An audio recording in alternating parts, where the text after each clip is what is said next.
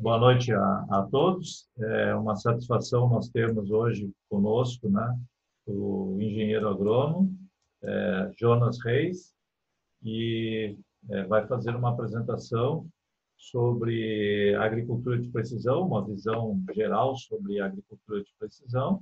Depois, algumas soluções que a Stara nos brinda. Vocês conhecem a Stara, uma empresa brasileira que ela tem uma vinculação muito grande com a agricultura de precisão e com soluções para a agricultura de precisão.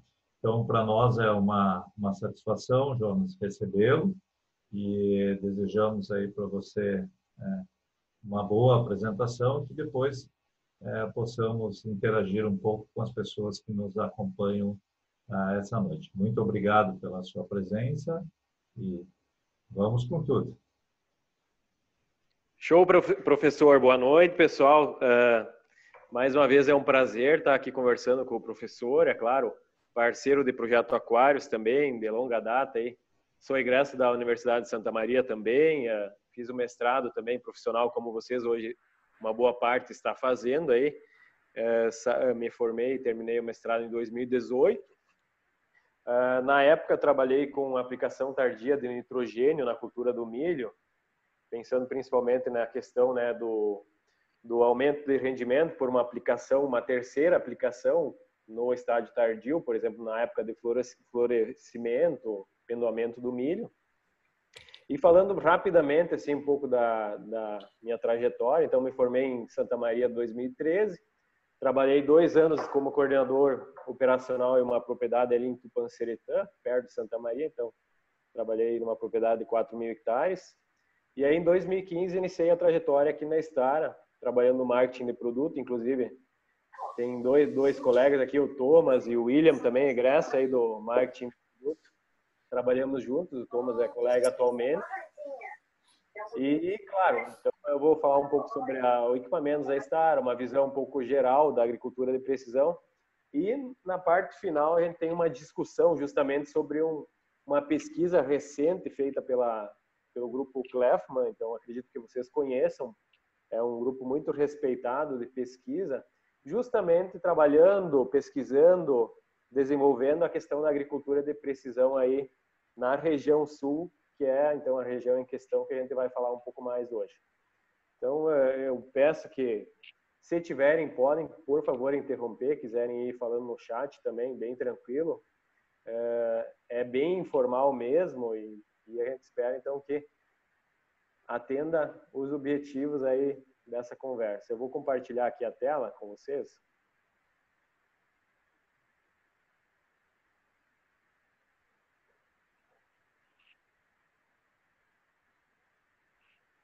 O pessoal está conseguindo ver, professor? Tudo certo? Tudo ótimo. Maravilha. Perfeitamente. Beleza, vamos lá. Então, pessoal, a gente tem mais ou menos 45 minutos, 40 minutos aí de conversa. Como eu disse, se quiserem interromper bem tranquilamente. Vamos lá. Então, a Stara, pessoal, você sabe que é uma empresa 100% nacional. Hoje é uma empresa familiar. Ela foi fundada em 1960. E, na época, a primeira grande solução que a empresa apresentou foi essa capinadeira que vocês podem ver, que era mais ou menos uma capinadeira dirigida na época.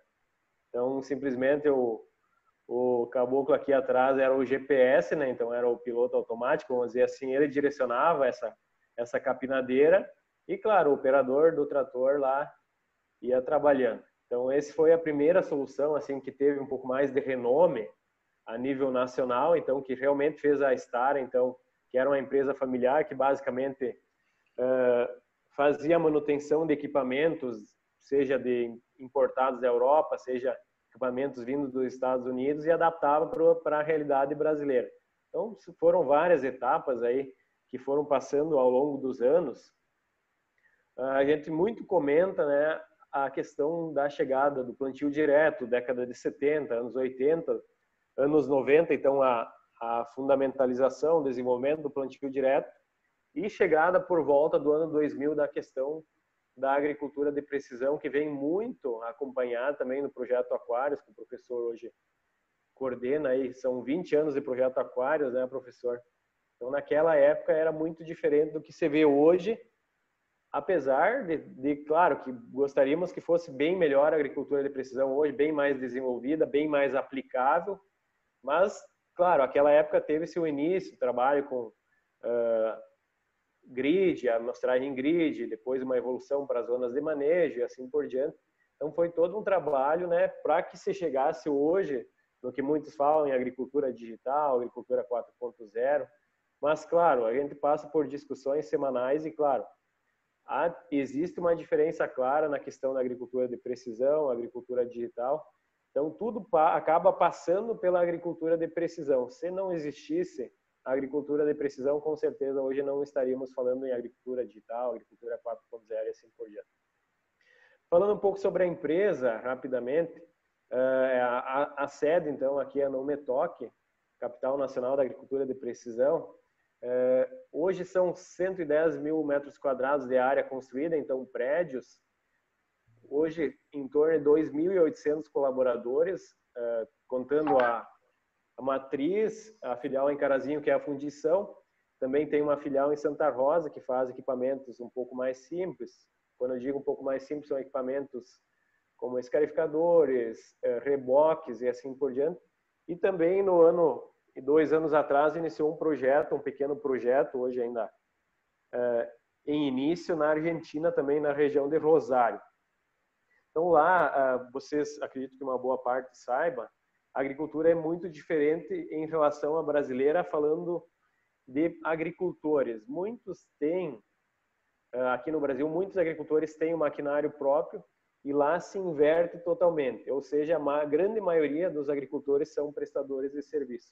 Então é uma realidade diferente que a gente vem encontrando nesse país que é tão próspero, claro que passou por muitas crises, mas recentemente, em março, estive por lá e realmente a agricultura também é uma bolha similar ao que a gente vem passando aqui no Brasil aos últimos anos.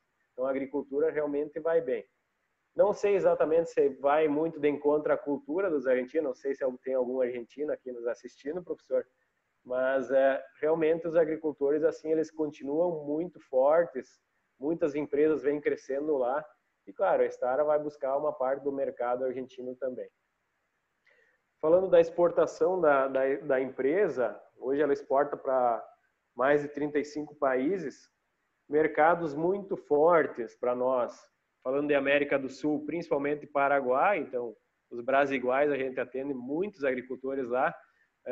Bolívia, Colômbia também são mercados fortes para nós. E hoje a Argentina, então, também passa a ser um foco muito grande. Outros mercados muito importantes, a Rússia, então, muitos autopropelidos, então, falando do Imperador em específico, que é o pulverizador, hoje existem mais ou menos 250 equipamentos trabalhando na Rússia, então, só da linha Imperador. Existem outros mercados, como Ucrânia, Bielorrússia, assim por diante, que são importantes. E, claro, a África aí que vem crescendo fortemente, na medida do possível, eles enfrentam muitos problemas, seja de clima, seja políticos, então também é um mercado muito importante para nós.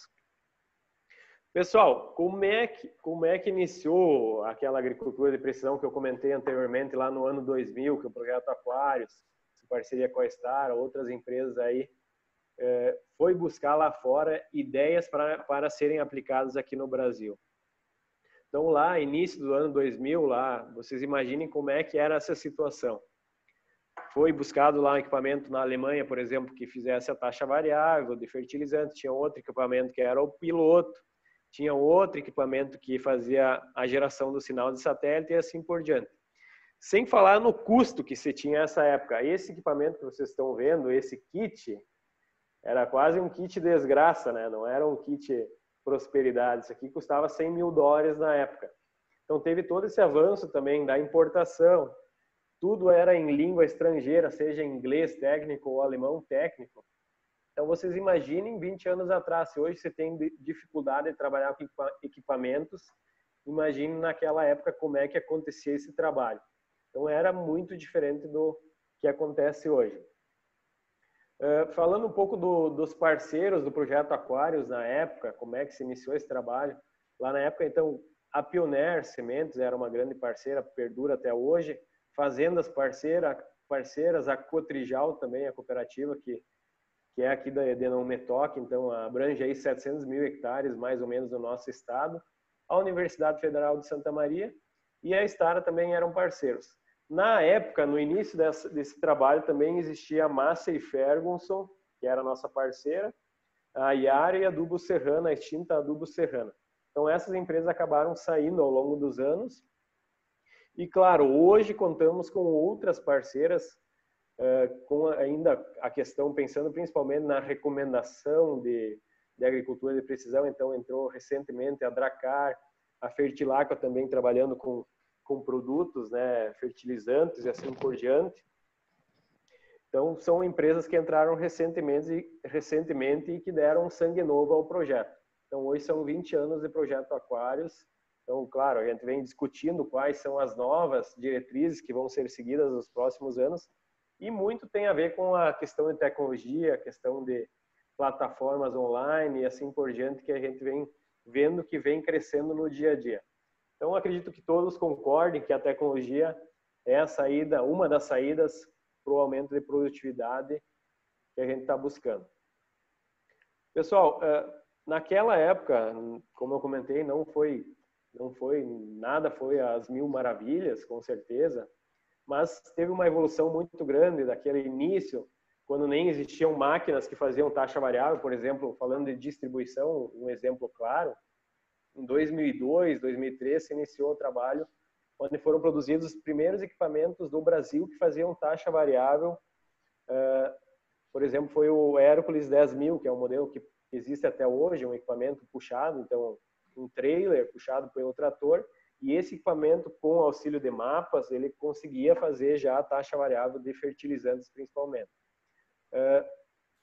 Ao longo dos anos, foi se vendo que existia uma lacuna no mercado brasileiro, principalmente.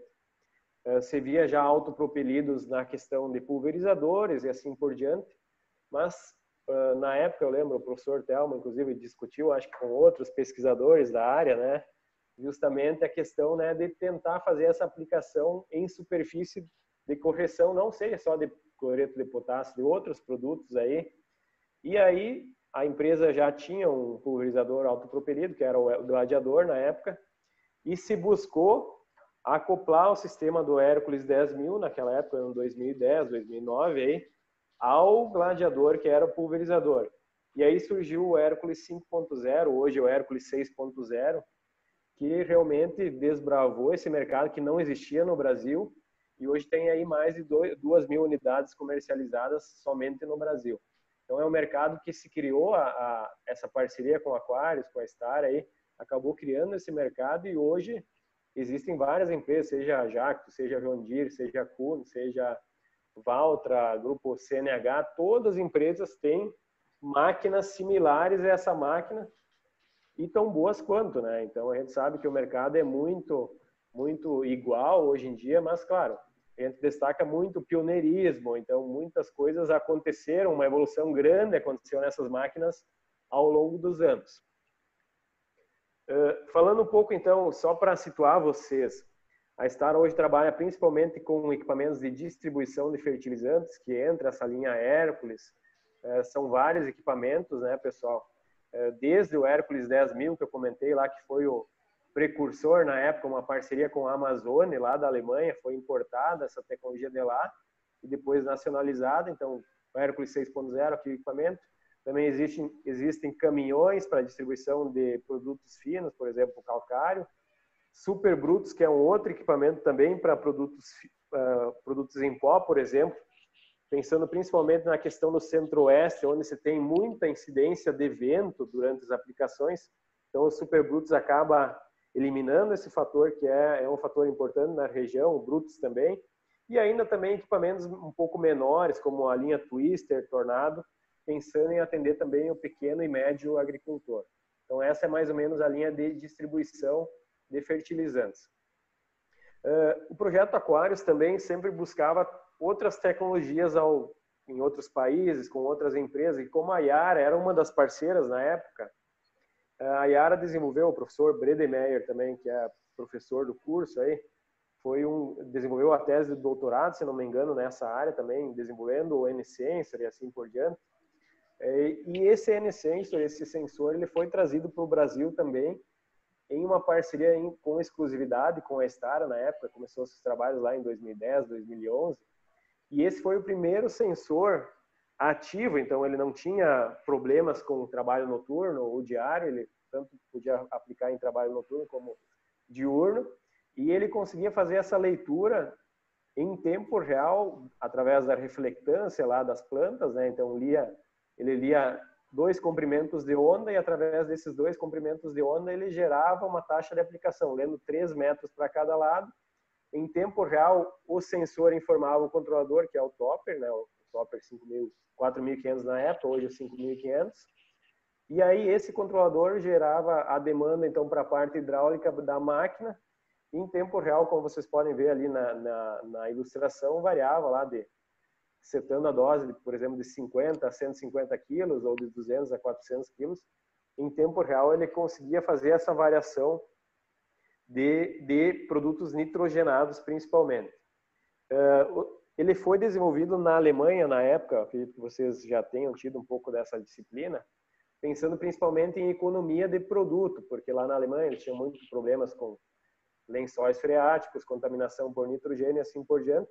E no Brasil não era esse problema, mas sim a gente queria mais uniformidade nas lavouras, mais produtividade.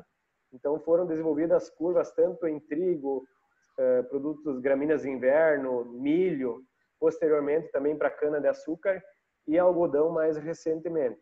Então é um sensor aí que tem uma qualidade de aplicação muito grande, e é um sensor robusto, só que hoje, como ele é atrelado, o preço é atrelado ao euro, então hoje ele tem um custo extremamente alto aí, realmente é um produto muito caro aí, e sem falar que tem a questão técnica, né? Então é um equipamento que demanda um conhecimento técnico. A gente tem agricultores, né, professor, por exemplo, o Pacheco, ele tem é aqui da região, um agricultor, e ele tem esse sensor, para ele não existe um sensor melhor e que gere mais retorno e assim por diante. Só que ele é um produtor extremamente técnico, ele tem um consultor que é conhecedor do sistema também, e ele acaba conseguindo extrair muita produtividade e muitos benefícios com o sensor. Mas como eu disse, realmente é um sensor que demanda muito conhecimento técnico e ao longo dos anos acabou caindo assim em menos uso, seja pelo benefício, pela parte técnica ou também pelo custo. Então hoje é um sensor menos usado do que já foi alguns anos atrás. Mas isso é a título de história realmente. Nessa época também foram feitos muitos trabalhos no projeto Aquários visando a questão de fracionamento de nitrogênio, zonas de manejo e, como eu comentei, justamente a questão do N-tardio, que é uma vertente mais recente, pensando em híbridos, milhos, né, de maior potencial produtivo. Então, foi comprovado também recentemente essa questão da aplicação tardia de mais ou menos 25% da dose, gerar incremento produtivo na cultura do milho. Então, isso falando de milho safra de alta produtividade. Pessoal, falando um pouco da qualidade de aplicação, aqui um trabalho aí de um colega nosso, o William aí, que está aí, acredito que esteja por aí, né? O William Baby aí. Conheço esse trabalho aí, Mr. Reis. Esse trabalho aí é excelente, né, Baby? Esse trabalho ficou bom mesmo, viu? Então, na época, o que era o objetivo, pessoal? Era justamente comprovar a eficiência da distribuição do autopropelido em questão, o 6.0, comparando com alguns produtos, alguns equipamentos concorrentes. E o que se viu lá? A taxa média que o agricultor, esse que era um trabalho lá de Sapezal, né, o grupo SLC, a taxa média que o agricultor utilizava eram 190 quilos por hectare. Então, o professor Telmo também muito fala a questão, né, de velocidade, de aplicação, coeficiente de variação. Então, o que se buscou aqui? Comprovar, então, se era eficiente ou não o equipamento. Nesse caso, com taxa fixa aqui, foram 190 quilos por hectare a taxa, e o coeficiente de variação ficou lá em 7,16%. Vocês bem sabem que algumas fontes falam que o coeficiente de variação, para ser ótimo ou bom, tem que ser abaixo de 12%, outras falam em 10%. E o coeficiente de variação em 90 quilos por hectare ficou em 13%. E em 290 quilos, como o agricultor fazia a taxa variável, ficou em 15,95%. O equipamento concorrente, na época, também, em taxa fixa, a taxa média ali de 190 quilos, conseguiu um coeficiente de variação dentro do aceitável. Só que o agricultor ele queria eficiência também na taxa variável. E o que se viu lá naquele trabalho conduzido pelo William? Que quando o agricultor variava a taxa de aplicação, aí que aconteciam os problemas. Então, justamente o que se buscou mostrar aqui foi que o equipamento, né, conseguia entregar tanto qualidade na taxa fixa como na taxa variável, que a gente vai comentar um pouco mais adiante esses pontos cruciais aí para aumento desse trabalho aí na agricultura de precisão. Hein, Jonas, só complementando e para dar uma força, aí nós queríamos mostrar que realmente qual que é a eficiência do produto, né? Que teoricamente muitos produtores questionam que uma esteira que dosa, não importa o estilo dela, o porquê, o pequeno detalhe numa palheta faz toda a diferença, né? Que tu calibra o equipamento numa taxa fixa, tudo bem, ali bate, né? Agora aplica um mapa de variação aí, tal, nos amigos da cara aí fazendo variações de extremos aí e tu não mede isso, tu tá fazendo um negócio totalmente incoerente com o que o produto deseja, né? Uhum. Isso, E aí nós comprovamos que realmente tem diferença de um produto para outro, né? O porquê do mínimo detalhe, né? Uhum. Isso. Outra questão aqui que eu já ia me esquecendo, agora me lembrei, é a questão, né, da variação da taxa em tempo real, né? Você está variando taxa, mas, por exemplo, existem equipamentos no mercado aí que demoram até 8 segundos para variar essa taxa. E comumente em aplicações no Centro-Oeste o pessoal aplica 30 km por hora, né? Então é bem comum na região, 25, 30 km por hora. Então vocês imaginem, por exemplo, o equipamento demorar 8 segundos para trocar de taxa de aplicação, por exemplo, de 90 a 190 quilos por hectare. Como é que ficaria essa agricultura de precisão? Então realmente a gente comenta muito isso também, né? Tentando orientar os agricultores. Tem uma contribuição do Alan, isso, por favor. Eu deixei de terminar, complementar, mas eu fiquei curioso agora ali com essa diferença na distribuição de um equipamento e outro. Eu acho que o William até comentou alguma coisa. Na opinião, você falou em tempo, né, de resposta do controlador e até chegar todo esse tempo de delay lá nas bandejas, né? O William falou em paletas, né?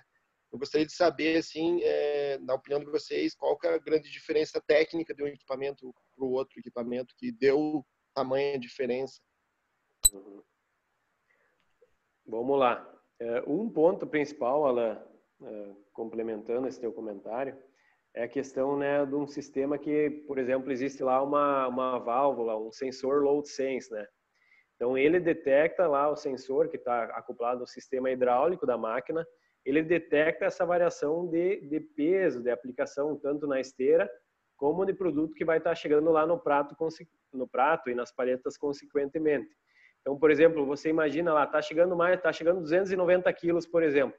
Com certeza vai pesar muito mais no sistema hidráulico, seja nos pratos que estão fazendo a distribuição, como nas palhetas, e essa máquina ela tem que conseguir garantir essa rotação dos pratos. Então, se consequentemente aumentar o peso e baixar a rotação dos pratos, com certeza vai diminuir essa qualidade no perfil de distribuição ao longo dos 29 metros, como foi o caso ali, 32, 36, assim por diante. Então, máquinas que não têm esse dispositivo, esse sensor, acabam penando. E a nossa máquina, consequentemente, lá no início também não tinha esses sensores, né? Então, foi um incremento assim significativo na qualidade da aplicação que foi acoplada aos sistemas, né, da linha Hércules, por exemplo. Hein, Jonas, talvez complementando para ajudar também um pouco, são vários pontos, né? Mas um dos principais é esse aí, com o sistema de leitura, de manter rotação, e também nós apanhamos muito no início até encontrar o ponto ideal de queda desse produto conforme a variação da dose, né? Uhum. Digamos, quando nós calibrava para uma taxa média, quando você baixava a taxa mais da metade, aquele mesmo ponto Foi trabalhado muito, feito vários testes, inclusive até o Alexandre Schaeffer, não sei se ele está na aula ou não, mas foi um dos caras que fez essa pesquisa. E foi medido várias vezes e encontrado esse ponto de queda ideal, porque hoje existe um gabarito, né? Então, para todas as nossas máquinas, que você tem que, teoricamente, colocar esse gabarito de calibração para conseguir aferir milimetricamente esses detalhes, né? Então, pegando 1 milímetro de cada lado e mais a regulagem dos pratos e tal, que vai te levar à excelência em si, né?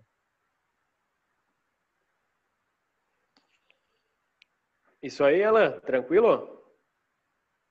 Tranquilo, tranquilo. Legal saber isso aí, porque é uma curiosidade importante, né, técnica, e que já fui questionado por produtores um pouco mais técnicos, né? O que acontece com a máquina, a resposta da máquina quando aumenta as dosagens, né? Daqui a pouco você está aplicando ali 100 kg e lá pelas tantas está aplicando 500 kg, né? Segundo o produtor, e com toda razão, realmente muda a pressão ali de adubo em cima dos pratos, e se não tiver um recurso aí de um dispositivo de segurança para manter essa velocidade, realmente pode dar uma variação muito grande, né? Eu não sabia desse sensor de vocês aí mesmo, trabalhando há bastante tempo com vocês. Mas legal, pode seguir. Tranquilo. Vamos lá. Falando um pouco sobre plantio, pessoal. Então, hoje a gente tem uma linha muito abrangente de plantio, aí varia de 4 linhas de plantio até 61 linhas. Aí. Então, são até, vocês viram recentemente também, outras marcas lançando semeadoras de 61 linhas, então são as maiores do mercado. Para situar vocês um pouco da evolução dos sistemas, né? Então, lá em 2011, o que se iniciou o trabalho em 2011? Trabalhar com distribuição precisa de sementes. O que era essa distribuição precisa lá naquela época? Era nada mais, nada menos trabalhar com um sistema pneumático, que oferece muito maior qualidade de distribuição, comprovada ao longo dos anos, experimentos aí, seja Projeto Aquários, outras linhas de pesquisa aí ao redor do Brasil, que comprovam essa eficiência de um sistema pneumático em relação ao sistema mecânico. E claro, principalmente falando da cultura do milho, isso acaba resultando em ganhos de produtividade. Então, você tendo, né, não tendo plantas dominadas ao longo do perfil lá da distribuição, ao longo dos metros, vai trazer mais produtividade. Outros avanços importantes que aconteceram ao longo dos anos foram tanto a questão do sistema control, que é, por exemplo, lá pelo nosso controlador, lá você consegue regular a semente de 0,1 em 0,1 sementes.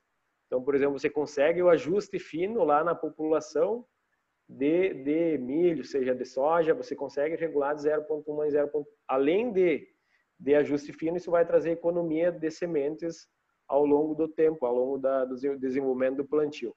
Outra questão, esse sistema control, ele possibilita a semeadora, a plantadeira, como queiram, fazer taxa variável de sementes e também de fertilizante.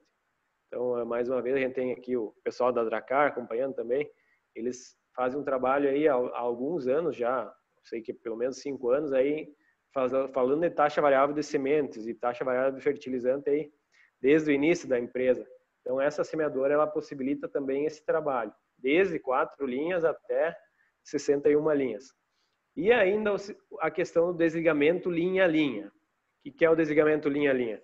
Por exemplo, em bordaduras, arremates, você vai ter uma linha de cada vez desligando, então, através do sinal de satélite, a semeadora ela vai saber aonde ela tem que desligar linha por linha, trazendo economia na média do Brasil de 5,03%. Também foi um trabalho aí feito pelo Projeto Aquários, na época, pesquisa aí de campo. O Thomas participou, o Luan, eu vi que está online aí também, colhendo bordadura, colhendo soja aí no sul do Brasil, aí até São Paulo, aí, andaram batendo estaca aí. E realmente trouxe uma economia, esse sistema traz uma economia de 5%. E o que se viu na média também, tanto em soja como em milho, um pequeno ganho produtivo lá naquela área de bordadura. Então, por exemplo, naqueles 5% que haveria o transpasse, você consegue, não havendo transpasse, um ganho produtivo médio na soja de 9% e no milho de 11%. E mais recentemente, vamos lá, o sistema síncrono. O que é o sistema síncrono? É um sistema via rádio que consegue conectar até 4 semeadoras, plantadeiras. Então, ele compartilha dados entre as plantadeiras. Uma plantadeira sabe onde a outra está falando, onde a outra está semeando. O presidente muito gosta de falar que as plantadeiras conversam entre si, né? Então, hoje também esse sistema foi expandido para a linha Hércules, o Hércules 6.0 também conta com o sistema 5. Então, nada mais é que um sistema via rádio muito simples e que acaba evitando aquele problema de conectividade no meio das lavouras. Então, se fosse um negócio via internet, com certeza a gente sabe que tem muito para evoluir essa parte da internet ainda. Então, com certeza não funcionaria. Como eu falei, então, só ilustrando a evolução, né? Começou lá com o DPS, depois a questão do desligamento linha a linha e mais recentemente, então, a questão da taxa variável, então, ganhos comprovados aí ao longo dos anos na média de 15%. Então, justamente buscando colocar a quantidade exata de sementes ou de fertilizantes na zona de manejo, na amostragem lá da lavoura. Pessoal, o tempo anda correndo aí, já estamos com 30 minutos de conversa. Eu vou tentar passar um pouco mais rápido. Falando um pouco sobre pulverização também, hoje os equipamentos contam com diversas tecnologias, desde desligamento bico a bico, que também traz economia de cauda, telemetria, sistema Conecta, que é um sistema de acesso remoto. Então, por exemplo, aqui da fábrica, nós conseguimos, se a máquina estiver lá na universidade, trabalhando, pulverizando lá na coxilha, na área da coxilha lá do Thomas lá, a gente conseguiria fazer um acesso remoto e aí verificar, dar uma assistência para o operador, por exemplo, se ele tiver alguma dúvida, e até mesmo se ele tiver uma dúvida maior, calibrar a máquina ou verificar um eventual problema que a máquina tenha. Então, é um pós-venda acessível, então é grátis esse sistema, direto na cabine do operador, do agricultor. Então, existem outros sistemas, sistema dupla linha também, justamente pensando em ganho operacional, né, em relação a um sistema de linha simples aí. Não sei se o Thomas está me ouvindo aí. Sistema recirculante contínuo. Estamos aí. Se tu puder falar um pouco sobre o trabalho recente aí que nós fizemos nessa linha, no sistema dupla linha. Sim, pessoal, então, boa noite a todos aí, não tinha cumprimentado ao público, mas falando um pouco sobre esse trabalho que nós conduzimos aí, fazem uma semana e pouco, nós fomos testar justamente esse padrão de pulverização que nós tínhamos dúvida sobre o dupla linha, né? O que nós conseguimos encontrar?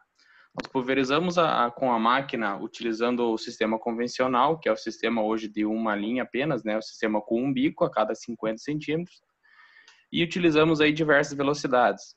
Começamos em 6 km por hora e fomos partindo de 2 km por hora acima em cada um.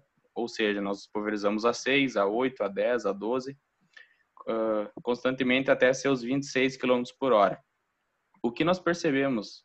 Que com um bico hoje, seja ele qual for, um bico 0,1, 0,15, 0,20, 25, a gente não consegue ter uma margem acima de 8 km por hora, ou seja, começar a 6, vamos botar mais 8 para cima, nós vamos estar lá nos nossos 14. Mas acima desses 14, eu não vou conseguir manter o meu padrão. Qual o padrão que eu falo? Taxa a ser entregue, ou seja, litros por hectare, e também o meu tamanho de gota vai mudar por consequência da pressão. Então, nós temos hoje, com um bico, uma margem aí máxima de 8 km por hora. E isso, com o sistema de dupla linha, a gente consegue aumentar bastante. Por exemplo, como é o dupla linha? Como ele funciona? A linha 1, nós vamos recomendar aí ou configurar um bico menor, bico 0,1, por exemplo, para pulverizar, então, a nossa taxa que a gente deseja em velocidades mais baixas, nesses 6 km por hora, por exemplo. À medida que a máquina vai aumentando a velocidade, essa pressão de pulverização também vai aumentando. E aí, vai chegar nesse limite de pressão aí, que seria o limite daqueles 8 que eu comentei, ou até um pouco antes, para não sobrepressionalizar o sistema, né, os canos, a máquina troca a linha. Ela pula para a linha 2. Essa linha 2 já é um bico um pouco maior.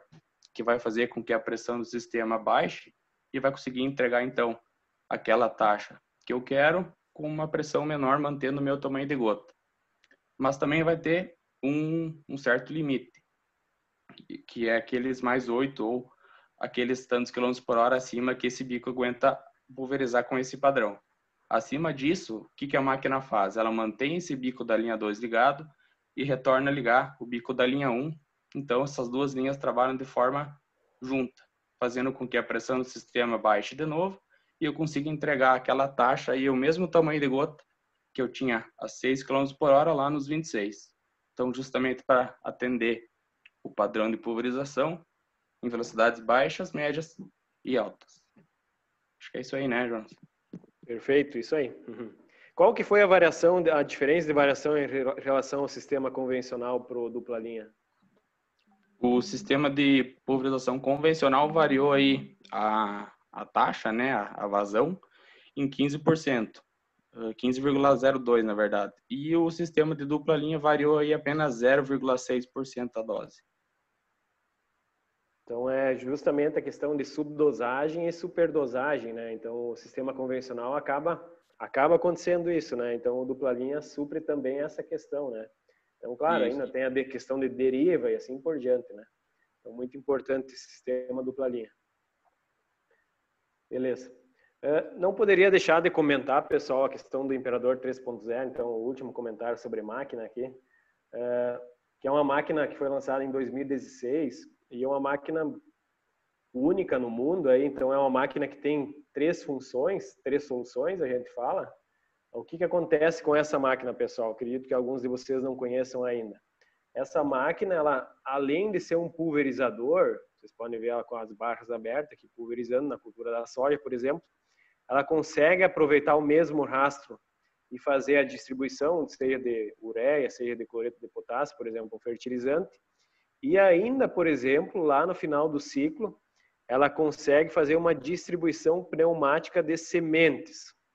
Como é que funciona isso? Ao longo da barra, existem defletores, existem saídas que vão estar distribuindo, por exemplo, uma cultura de cobertura. Vocês podem ver aqui que a cultura da soja ela está alourando, como a gente fala aqui no Rio Grande.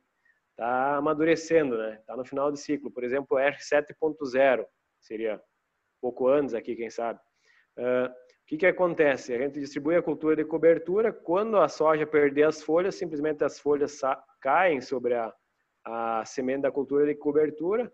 Quando eu colho a soja, a cultura em questão aqui, simplesmente faço a colheita e depois a colheita a cultura de inverno, seja uma cultura de cobertura, seja, por exemplo, uma aveia, um azevém, ela já vai estar implantada. Então, por exemplo, principalmente no Rio Grande do Sul, que trabalha bastante manejo lavoura-pecuária, você já ter essa cultura emergida, já ter a cultura implantada, quantos dias você não vai estar ganhando, né? Tanto de não estar fazendo o serviço posterior como a semeadora, por exemplo, ou também pensando nos dias do gado lá, que vai estar conseguindo entrar antes na lavoura, quantos quilos de gado, né, que o agricultor vai estar conseguindo ganhar com isso. E sem falar se o cara não faz manejo lavoura-pecuária, simplesmente ele consegue implantar a cultura de cobertura de um jeito muito mais prático, muito mais rápido e economizando, né, combustível e assim por diante. Então, realmente é uma máquina assim que surpreende a todos que trabalham com ela, por essa praticidade, essa elasticidade e por proporcionar para o agricultor inúmeras possibilidades, né? Então, justamente aqui a gente está mostrando possibilidades, a gente não está falando que é assim ou assado, né? Então, aqui um exemplo do que seria esse trabalho aqui, um exemplo lá em Capão do Cipó, interior, ali região de Santiago, Tupanciretã, um trabalho que o agricultor simplesmente deixou uma tira sem aplicação, né, para comprovar ou não a eficiência do sistema, e outra parte do talhão, vocês podem ver a parte em verde aqui, ele usou o sistema Ponte Verde e comprovou a eficiência desse manejo em final de ciclo da soja, comparado com um pousio, né, que muita gente faz ainda no nosso estado, então que realmente é uma situação crítica, pensando principalmente nessas épocas que se tem chuva intensa. Pessoal, mudando, já fizemos nosso marketing aí, né? Mudando um pouco de assunto, vocês viram que as máquinas realmente elas têm tecnologia, elas têm manejo, possibilidade de manejo de dados, tem telemetria, até biometria as máquinas já têm. Então, por exemplo, lá pro... Jonas? Oi, professor. Desculpe, só para não perder o tema, o Alexandre faz uma pergunta se a Stara está preocupada com a questão de compactação do solo. Alexandre é de que região, Alexandre?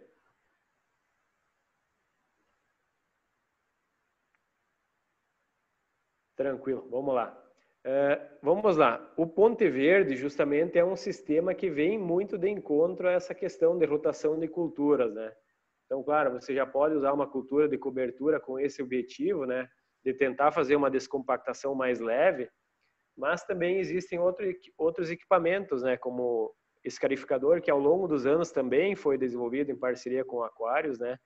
Que busca trabalhar naquela zona de compactação que é comprovada através de estudos, que fica principalmente dos 15 até os 30 centímetros, 25 centímetros.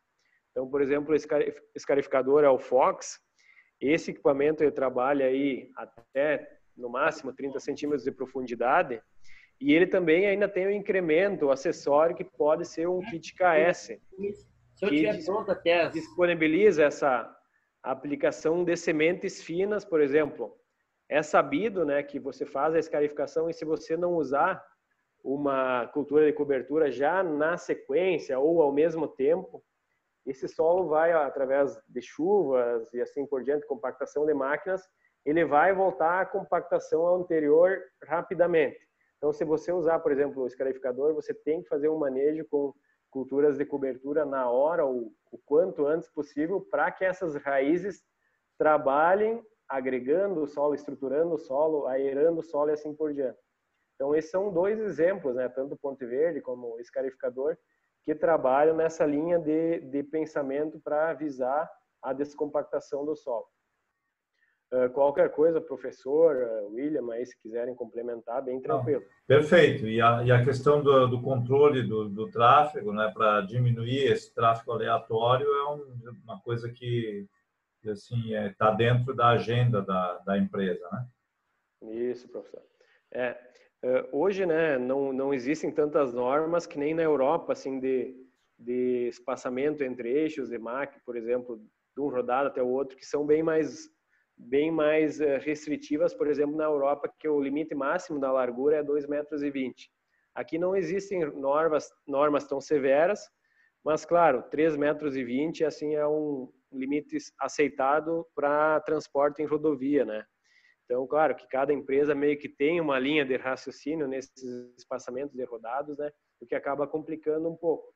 Mas, com certeza, tem trabalhos, e foram feitos vários trabalhos aí, que comprovam aí. Tem um exemplo lá do Aldo Tasca, lá de Céu Azul, né? Que ao longo, acho que agora deve ser uns 10 anos de trabalho que ele faz, né? Ele tem equipamentos da Star aí, e na média, ao longo desses 10 anos, ele tem 7 sacas a mais de soja por trabalhar com tráfego controlado. Então, é um resultado assim muito, muito relevante ao longo de 10 anos você ter 7 sacas a mais por hectare ao ano. Então, são exemplos aí, com certeza. Mas essa linha, com certeza, vai crescer nos próximos anos com o incremento de tecnologias aí, seja de GPS, seja de outras tecnologias que estão por vir. Tranquilo? Vamos lá. Professor, como é que nós temos aí o quê? 15 minutos ainda? Eu não quero cansar demais a nossa audiência, exatamente, uns 15 minutos aí. Tá, vamos lá, tranquilo. Falando um pouco sobre as tecnologias, vocês viram que tem inúmeras tecnologias, seja integração com API, seja biometria, telemetria, sistema 5 e a comunicação entre máquinas, acesso remoto nas máquinas. Então, você consegue corrigir, calibrar as máquinas à distância, claro, tendo conexão com a internet. Mas o que eu queria mostrar para vocês? Além dessa questão de toda a conexão com nuvem, seja com SAP, que é o maior software de gestão do mundo, a telemetria também se conecta com Salesforce, FieldView, mais conhecido, sistema TOTOS também. São inúmeros softwares aí no mercado, softwares menores também, que existe essa possibilidade de integração. E isso acaba, claro, para grandes grupos, hoje é uma realidade mais clara, mas isso acaba com certeza trazendo mais produtividade, é bem claro. Mas o que nós queríamos comentar é um pouco, fazer uma analogia ao que se viu até agora, toda essa questão de tecnologia das máquinas, entender um pouco melhor por que, quem sabe, algumas coisas não estão andando tão rapidamente. E justamente a Star, então, no último ano, fez uma parceria com o grupo Kleffmann, justamente buscando fazer uma pesquisa para entender um pouco melhor por que tal tecnologia não deslanchou, por que o agricultor não está fazendo isso, por que os consultores, quem sabe, não estão recomendando tal tecnologia, assim por diante. Então, essa pesquisa, ela foi feita nos meses de maio a julho do ano passado. Público-alvo, então, justamente a área de cereais, soja, milho e trigo, região sul, foram entrevistados 1.227 agricultores. A área agrícola de 537 mil hectares, então uma área relevante. Esses entrevistadores necessariamente eram agrônomos também, então para realmente entender o que o agricultor estava falando, para eles ter essa sensibilidade. E o tamanho das propriedades, vocês bem sabem, região sul varia, quem sabe, de 1 hectare até mais de 10 mil. Então, os entrevistados foram de 20 até mais de 10 mil hectares. Vamos lá. O nível de confiança, então, de 95%. Um breve resumo do que foi essa pesquisa. Então, o que se viu nessa pesquisa, nessa amplitude na região sul? 62% dos produtores adotam algum equipamento ou técnica de agricultura de precisão. Então, muitas vezes se discute, né? O agricultor faz, agricultura de precisão não faz. Aqui, então, justamente, foi mensurado que ele utiliza algum equipamento ou técnica de agricultura de precisão. Mas, desses 62%, apenas 37% se consideram adotantes da prática. Contra 76% no norte, que se consideram adotantes, 76% do total, e 36% se autoconsideram na região norte. Região norte aqui seria centro-oeste e Goiás, a região norte ali para cima, né? Então, principais estados que adotam a agricultura, tirando a Bahia. Vamos lá. Quais são as principais técnicas adotadas aqui na região sul? Taxa variada de correção de calcário e gesso. 20% em adoção do número de fazendas pesquisadas contra 32% no norte. Mapa de amostragem em grid. 21% da adoção do número de fazendas, em adoção no número de fazendas, contra 32% no norte. Não sei se tem alguém mais que trabalha com amostragem em grid, agricultura de precisão aí, recomendação. Se acha que mais ou menos batem esses dados ou não, por favor, podem ir comentando. Taxa variada de fertilizantes, 12% em adoção do número de fazendas. Então, é um número assim que assusta bastante para quem pensa que a agricultura de precisão já está bem mais instalada, contra 27% no norte. Mapa de produtividade, ontem eu olhei a live do Arbex com o Paulo Alba, e justamente o Paulo Hermann também, o presidente da John Deere, falou em 10%. Então, aqui a gente tem, nessa pesquisa, 9% em adoção do número de fazendas, contra 19% da região norte. E um outro dado que interessa muito a prestadores, a nós aí que trabalhamos com tecnologia também, é que apenas 7% das fazendas do sul utilizam algum software ou aplicativo em sua fazenda. Então, principalmente pensando na gestão. E 30% utilizam na região norte, então, como eu falei, centro-oeste, Goiás, Piauí e assim por diante. Vamos lá. Agora uns dados que realmente, vamos destrinchar um pouco esses dados aqui, que realmente chama a atenção aqui. Justamente a gente tem uma amplitude de tecnologias, de técnicas de agricultura de precisão, começando desde calcário, gesso, mas o que eu queria chamar um pouco mais de atenção é a taxa variável de fertilizantes e, claro, fazer, quem sabe, uma meia-culpa e assim por diante das empresas. Porque, quem sabe, olha, vocês podem ver aqui, tem a adoção em número de fazendas, que seria a parte laranja, 17% apenas utiliza taxa variável de fertilizantes. O que, quando for na área das fazendas, vai resultar em 23%. Taxa variável de sementes, apenas 3%. dos agricultores utilizam a tecnologia. A amostragem em grid 19, então o total das áreas vai ficar em 26%. Então, que mercado que nós temos, né, pessoal que trabalha aí com grid, amostragem, recomendação, então, tem quase 75% da área ainda sem trabalhos. Mapeamento de produtividade, 4%, telemetria, 1%. Outras tecnologias com números assim muito baixos. Qual que é a intenção da adoção para 2020? Então, como era um trabalho de 2019. Vocês viram lá que a taxa variada que já faziam era 17%, a intenção seriam 34%. Só que uma pergunta que eu faço para vocês, vocês acham que realmente esses 34% vão, esses 17% de incremento vão acontecer? Seja porque aconteceu uma variável climática forte em muitas regiões, região sul do estado, região norte, aqui também poucas regiões tiveram altos índices de produtividade no estado. Então, realmente, o agricultor não vai conseguir, vai inventar uma desculpa, não vai estar capitalizado, sempre vai ficar para o próximo ano. Então, esse é um ponto que eu queria comentar com vocês, depois a gente pode abrir para discussão justamente disso. Aumento de mapeamento de produtividade, 8%, com certeza também não vai acontecer tudo isso, né? Então, o agricultor, ele tem intenção. E o que eu gostaria de comparar aqui com outro estado, que é Minas Gerais, que muitas vezes a gente pensa, os mineiros, né? Os caras aí, no ano de 2009, eles já fazem muito mais taxa variável de fertilizantes, eles adotam mais taxa variável de sementes, trabalham com irrigação de precisão, amostragem em grid, 42% da área, que vai virar lá 53% de adoção na área total das fazendas, né? Mapeamento de produtividade muito maior. Então, notória a diferença de um estado que se pensa, eventualmente, que tem um pouco menos de tecnologia em relação ao nosso estado aí, que a agricultura é muito mais antiga na nossa região, comparando com Minas Gerais. Então, é um dado assim que chama bastante atenção. O porquê, quem sabe, do Rio Grande do Sul não está deslanchando essa parte. Claro, você sabe que os agricultores, os puxadores, que realmente são os inovadores, eles fazem há vários anos a agricultura de precisão.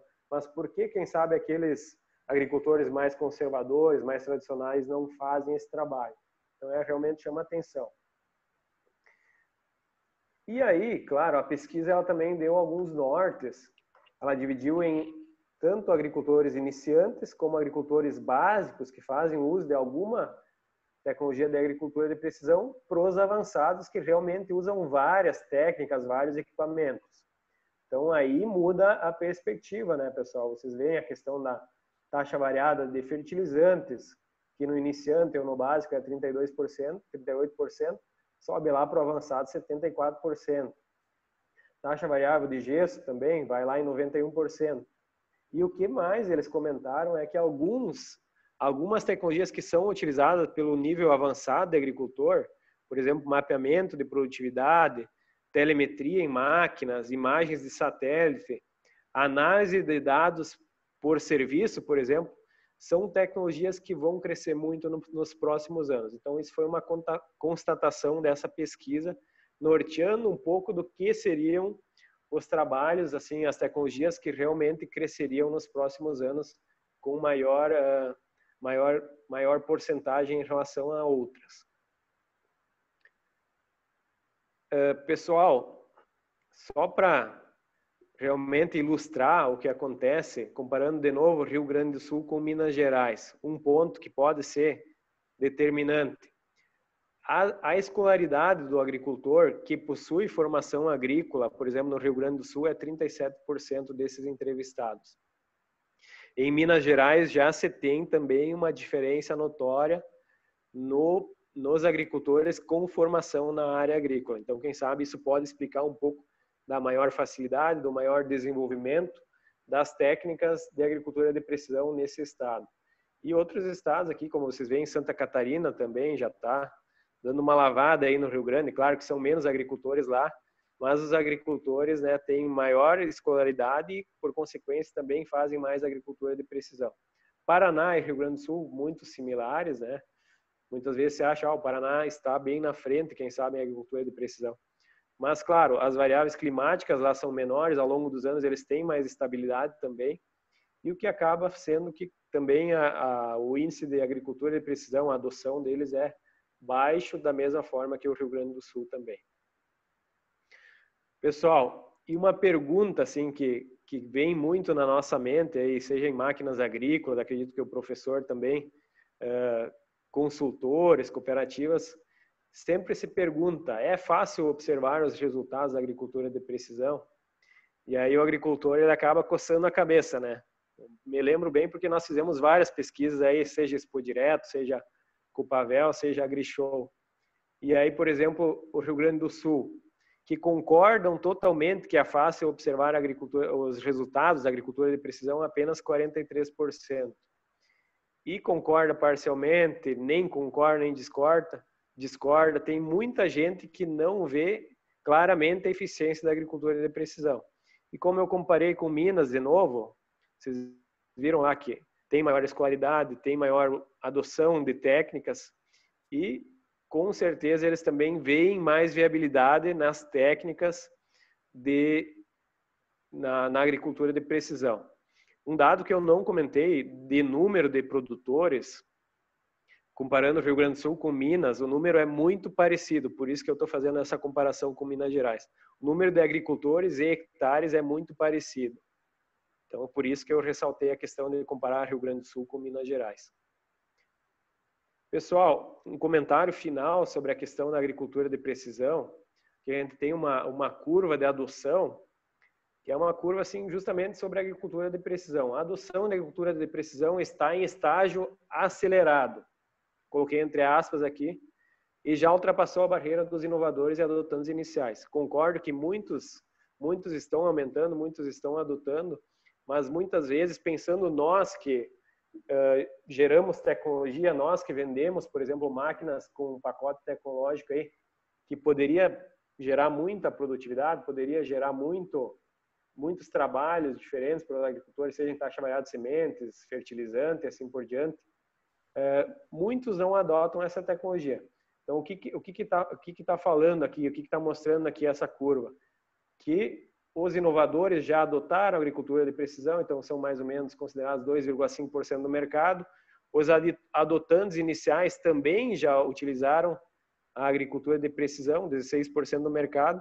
Só que agora nós vamos chegar no grande desafio, que é justamente chegar nesse mercado da maioria inicial, que é 34% do mercado. Então, são agricultores mais conservadores, são agricultores, quem sabe, um pouco mais antigos, mais experientes na agricultura, que realmente oferecem mais barreiras para estar utilizando, quem sabe, uma taxa variável, para estar fazendo a amostragem em grid, para estar trabalhando com zonas de manejo e assim por diante. Então, esse é o desafio para prestadores, para nós, empresas de máquinas agrícolas, que a gente vem vendo pela frente, de justamente alavancar essas vendas, esse trabalho de aumento de produtividade e assim por diante. Pessoal, mais ou menos isso sobre mais ou menos essa era a discussão que eu queria mostrar sobre os dados da pesquisa e alguns insights, recomendações que a gente vem vendo ao longo dos anos aí, justamente que o mercado é heterogêneo, isso aí todo mundo tem bem claro, então deve-se buscar entender o perfil dos agricultores. O nível da adoção de tecnologias e as diferenças regionais são fatores chaves do sucesso para o marketing e também estratégia das empresas. A parceria é crucial, cooperação e, claro, a gente colocou aqui não a concorrência, mas a gente sabe que ela existe, só que ela deve ser uma concorrência sadia, buscando aumento de produtividade para o agricultor, que é o maior interessado. Parcerias com multiplicadores, por exemplo, associações de agrônomos, revendas, concessionárias, principalmente cooperativas, são aliados necessários para acessar os produtores em escala. Parceiros hiperregionalizados, aqui como fabricantes locais, consultorias locais, porque muitos agricultores, vocês bem sabem, quem trabalha com eles, os bichos são bairristas, os caras são, não, você veio de fora e não conhece minha realidade. Então, há oferta de produtos e serviços por uma grande variedade de marcas. E, claro, divulgação, desenvolvimento de trabalhos, apresentação de materiais, novas tecnologias, com certeza trabalhar com feiras e eventos, e existem diversos exemplos aqui na região sul tanto com o Pavel, Expo Direto aqui em Nometoc, Bela Safra de Londrina, que com certeza atraem a atenção do público e são referência aí em eventos na região sul. Da nossa parte era isso, professor. Passei um pouco do tempo, peço de antemão desculpas, mas eu acredito que o assunto é interessante, bem pertinente aí, e espero ter contribuído aí para todos aí nessa noite aí dos Dia dos Namorados aí. Que bom. Isso, pode encerrar compartilhamento para a gente poder interagir um pouco melhor.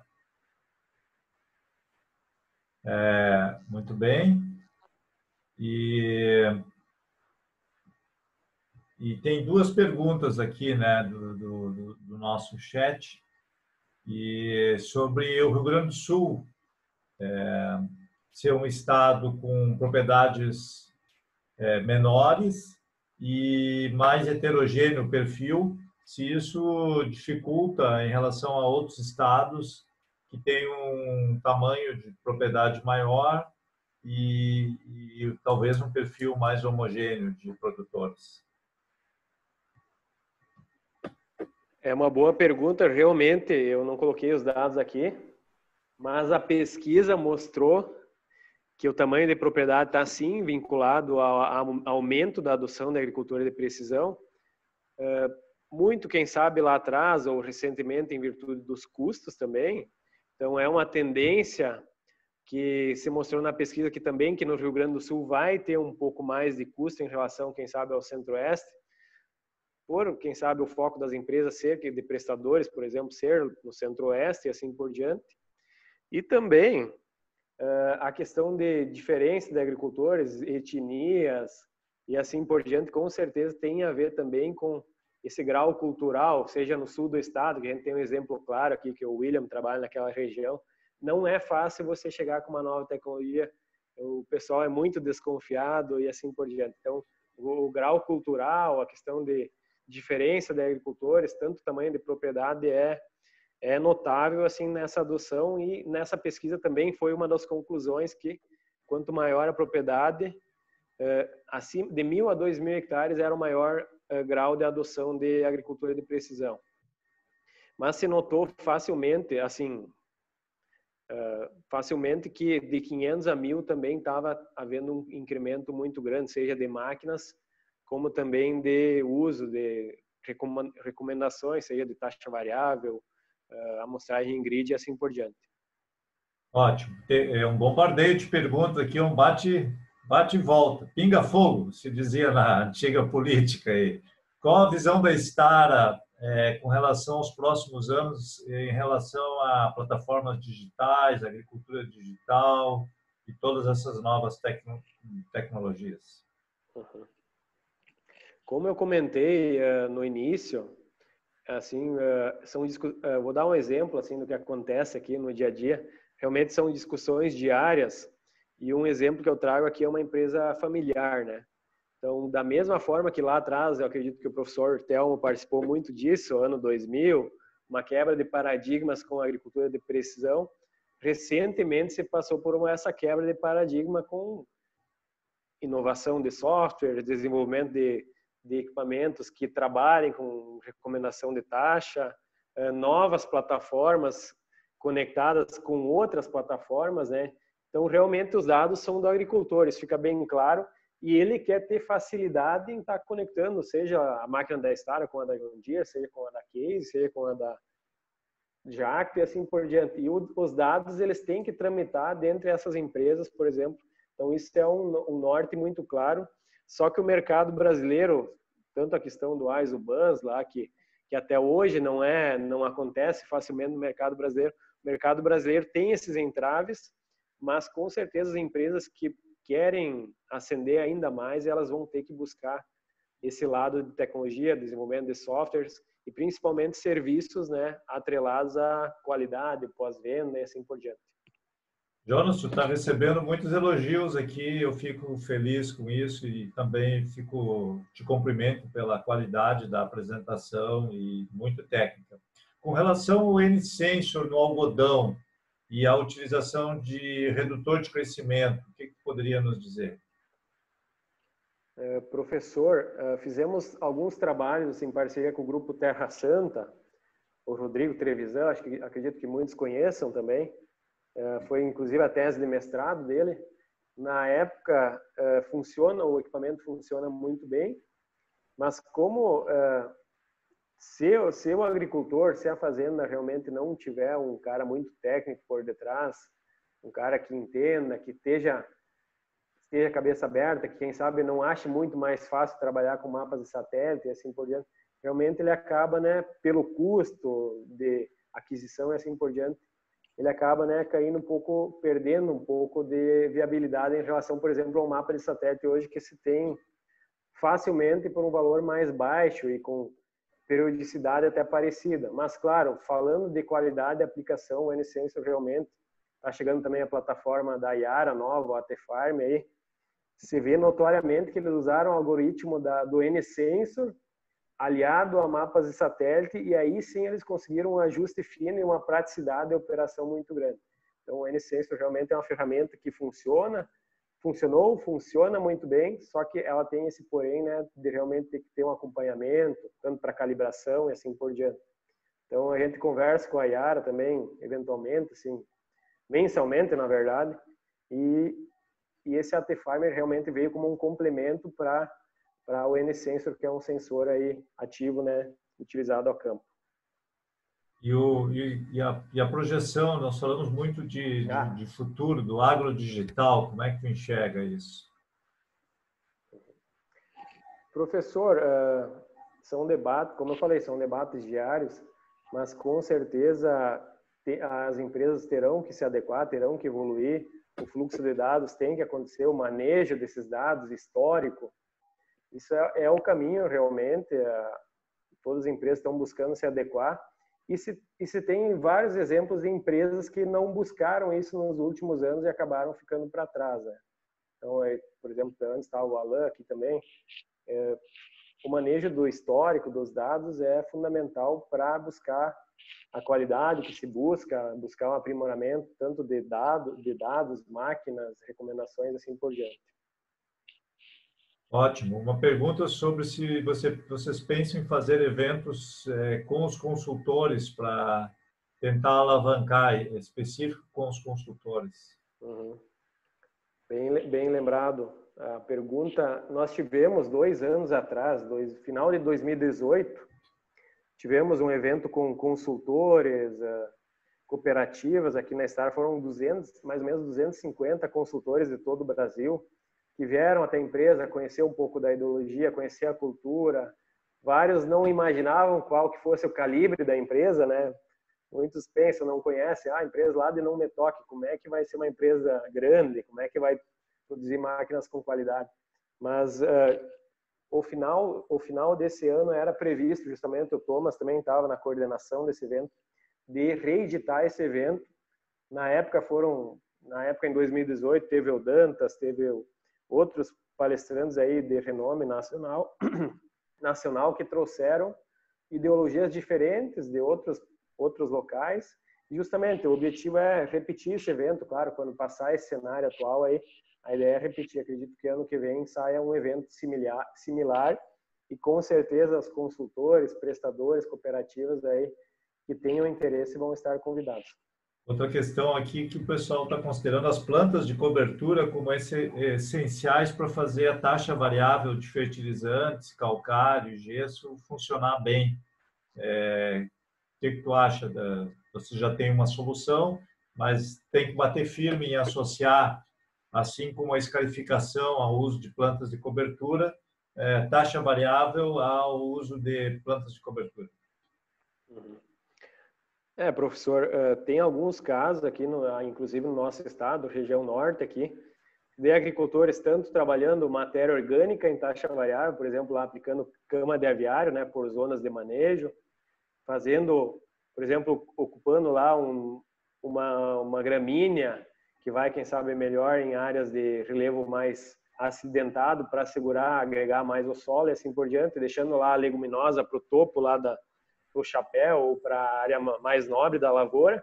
Então, justamente, são vários manejos, usando mapas de satélite, usando condutividade elétrica, amostragem grid também, justamente associando diferentes gramíneas, diferentes leguminosas para trabalhar, por exemplo, levando em conta relevo, índice de a textura do solo também, assim por diante.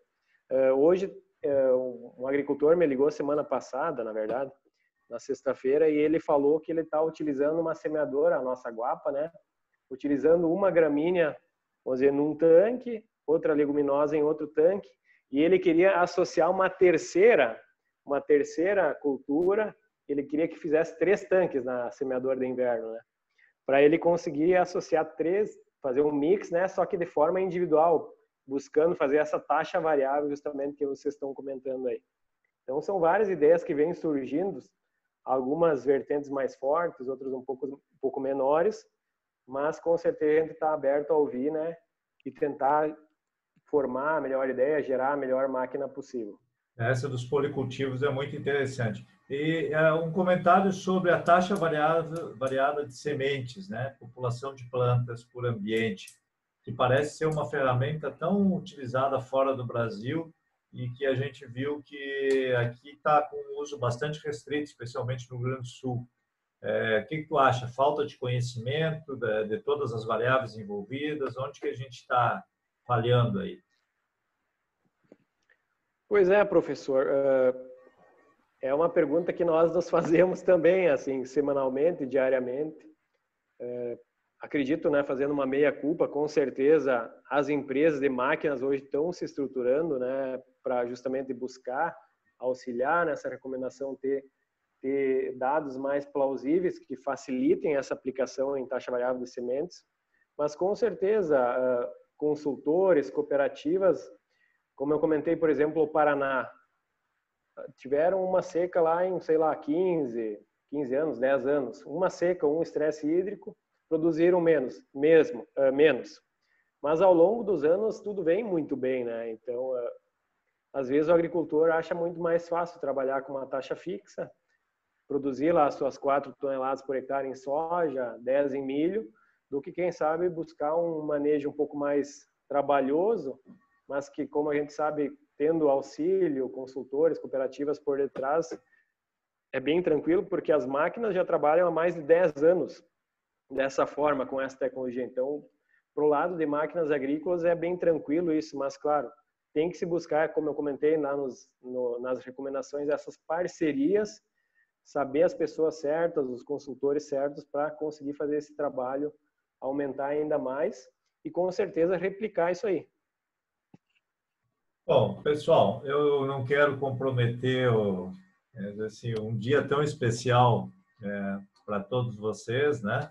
E agradecemos muito ao Jonas, agradecemos muito a todos vocês que participaram conosco. Nós vamos ter outras, eu espero que sempre nesse nível técnico, discutindo assuntos técnicos, nos trazendo uma preocupação, porque o Rio Grande do Sul está ficando para trás na área de adoção da agricultura de precisão, e isso serve de um alerta para todos nós, né? E também perceber todas essas novidades que estão sendo colocadas à disposição dos agricultores, mas temos que saber utilizar essas novas ferramentas. Muito obrigado a todos, uma boa noite, e este vídeo vai estar disponível no canal do professor Telmo Amado no YouTube. Por favor, acessem lá. Uma boa noite a todos. Muito obrigado, Jonas. Valeu. Obrigado, abraço a todos aí. Valeu, Obrigado, bom descanso. Valeu, um forte abraço. Parabéns e muito obrigado. Parabéns, pessoal. Muito obrigado. Parabéns, abraço, pessoal. Parabéns, tchau, tchau. Parabéns, professor Telmo. Parabéns. Trabalho excelente.